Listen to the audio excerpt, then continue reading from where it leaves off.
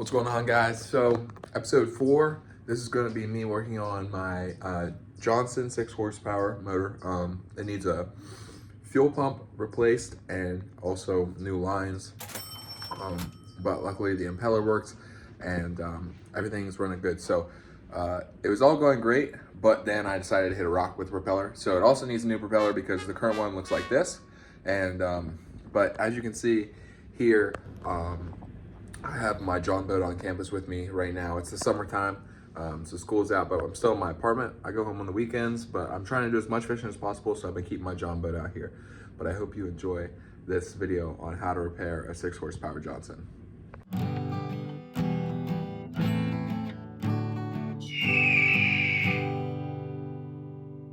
This is episode 3. We're gonna work on the motor. I don't know what's wrong with the motor. I got it to fire. The guy said it wouldn't fire, but it did. So this is a learning process for me. I've never worked on a outboard motor before. I think it was the same. Or an inboard. Well, I've never worked on an inboard before either. So why were we pulling this off in the first place? Because we need to put it over here so that I can get to that thingamajigger right there. Oh. You know? Okay. So, we need to get to underneath the carb. There's a 10 right in there. You can see it barely. We can get to this one easily. Trim this. There's just a zip tie holding the fuel line on here. I don't know if I can see it. They can.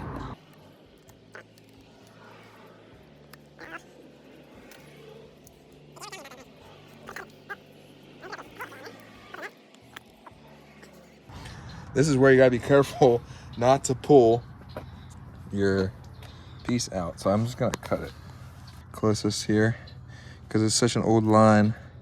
I don't want to pull the thing out of the carburetor, the petcock or whatever it is, the connector. So if I get a little cut, it should pull off a little easier. All right, we got this piece off. So now I gotta pull that 10. Be that one right there. Dad, I'm 16. Good guess. This is an old Johnson, so it might be American stuff in here. Yeah. Anything that's not replaced. Okay. Now I need to get to that.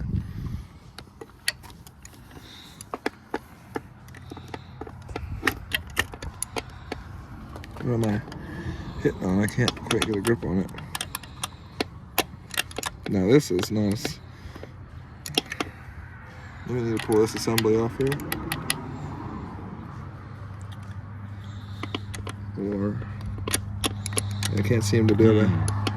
Might need to just pull it off. Now I understand why people just sell outboards instead of cleaning the carburetors. So if I was lazy, I definitely would not want to do this. All right, I gotta remember to pull that. Pop that off there. Get this here. One of those things. One of those things. And you're putting it in that thing. And yep, I'm gonna put it on this. Put it in that. Get our wrench back out here. And that's so much easier. Maybe we gotta give it the Derek Beery fingers. This thing. See, those of you who don't know who that is, that's Vice Grip Garage on YouTube. My dad loves him. So why? He's pretty funny. All right. Now this needs to slide back on. So get the carbon dater off. Oh. If you'll make it happen. Yep. Here we are. Maybe we should call this the go juice mechanism instead of the fuel make it happen. See, I'm copyrighted. Exactly. Now, before we work on the carburetor, if you come over here. Cool. All right.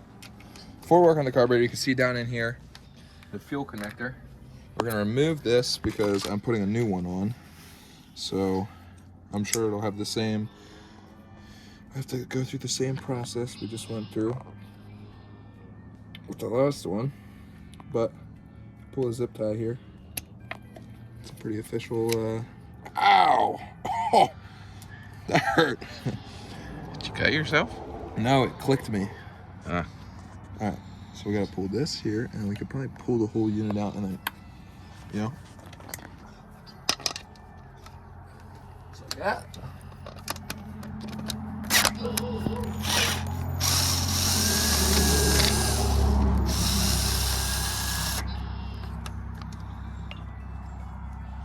Like that. And this should pull out just like this. That's approved.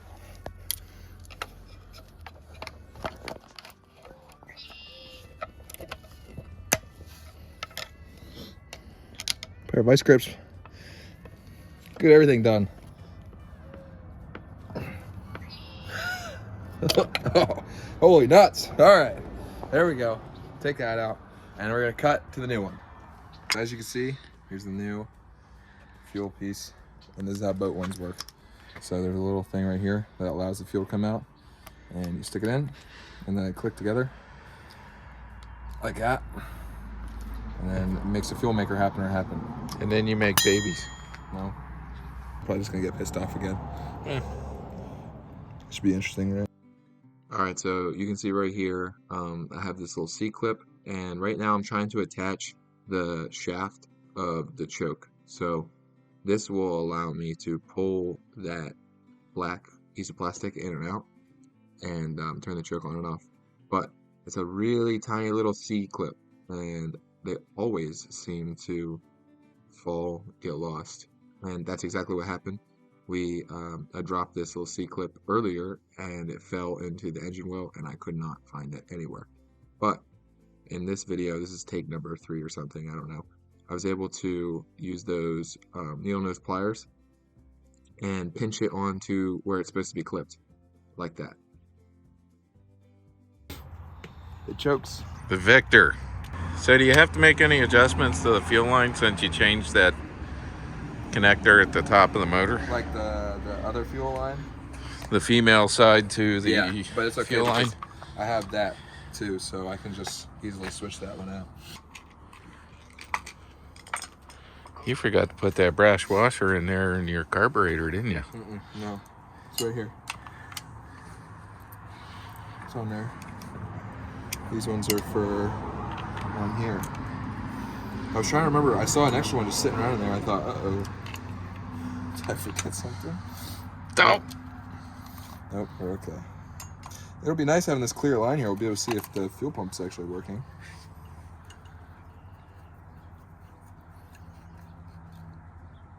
Boom. And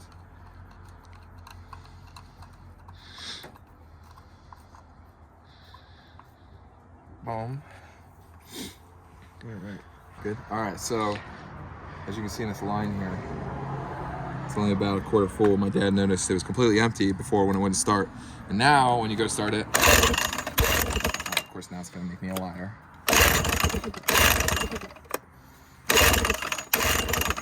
Oh, come on. When you get a throttle, it starts right up.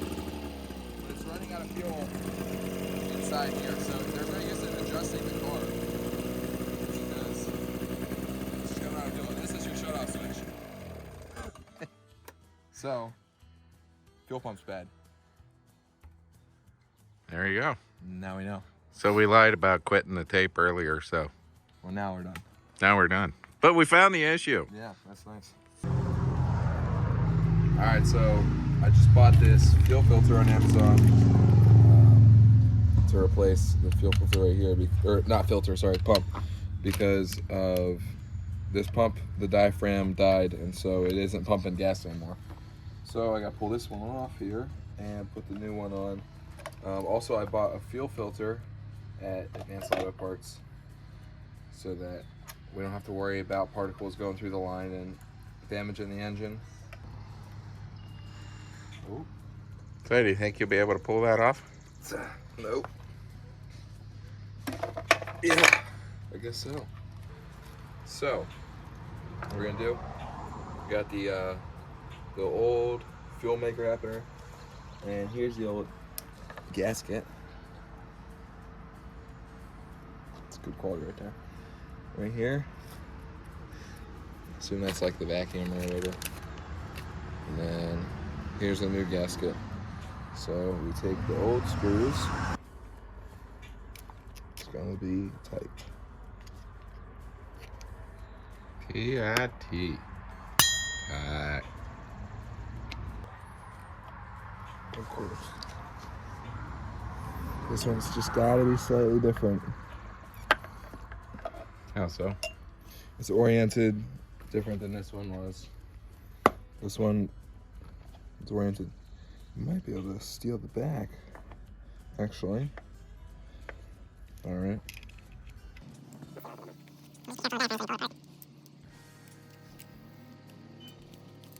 What does this thing do? What's that? The top screw.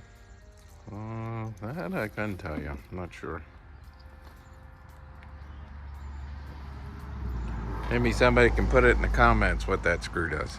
All right, so I switched out the new back for the old back. Hopefully it works the same. But now I reoriented the fuel pump so that the line will connect up and match up how it used to be. I'm just using the old connections here. All right, so we had some issues here. First of all, this fuel line with the zip tie was getting a lot of air in it. So it's probably because it's made in China, but we had to put a better clamp on it. Second problem, the fuel line was so old and the fuel filter was causing such a annoyance that we just opted for this newer rubber fuel. It's a lot more pliable than that last one. That last one was pretty old and pretty hard. Yeah, that last one was probably close to 6-7 years old now. So two statements you'll never hear together in a doctor's office. So now we're putting double zip tie on this. The main reason I wanted to use that clear line, ow, it's on there tight now. Oh, never mind. The main reason why I wanted to use that clear line was so that we could see if the fuel filter was working. And now that we know that the fuel filter is working, fuel pump is working. But now that we know the fuel pump is working, we can put this more malleable line on here and be confident in it. I think I'm still going to use the fuel filter. I'm just going to run it down in the primer bulb line. It'll definitely work easier. Yeah. Now we won't have any problem with airlocks, and hopefully we'll be able to get a seal. So let's see what happens when we prime it. You can usually tell by the noise if there's a... That already sounds way better. Yep, that feels tight. All right, let's give it the old... Not seeing anything. Let's give it the old start.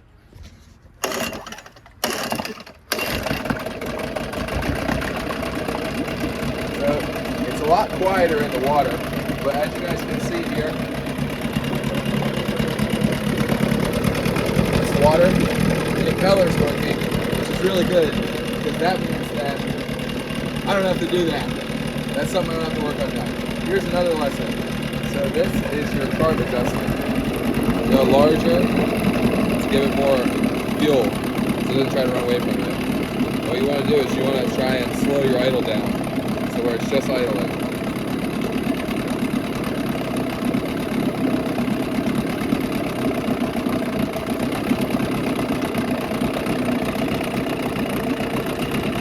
You don't want it to die on you, but you want it to be kind of slower. So you throw it in here, yeah, it's got some movement, but it's just kind of cruise me along. So I'll set that as my middle. That's my middle. We don't currently have an off switch on this, so that's your off switch. Just choke it. But that's good news because we're taking this out to the river or the creek tomorrow, and so now we'll be able to rip it up the creek. So that concludes. I'll give it a start and give it a rev. Give it a start and give it a rev. Oh yeah, I guess so.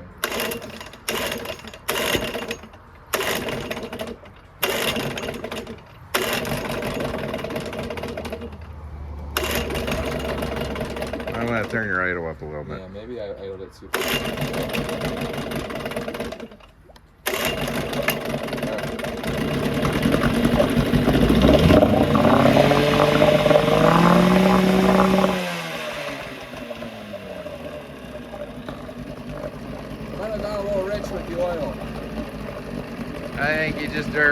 flooded.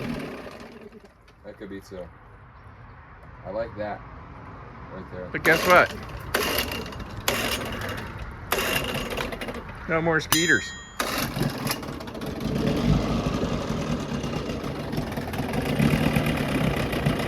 I think you want to run your idle just a little bit better.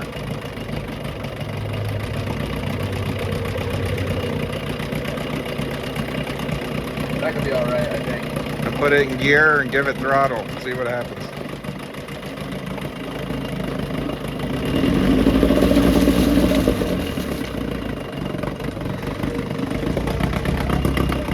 What if reverse works? Reverse works. Good deal. All right. That concludes the engine portion of this John boat build.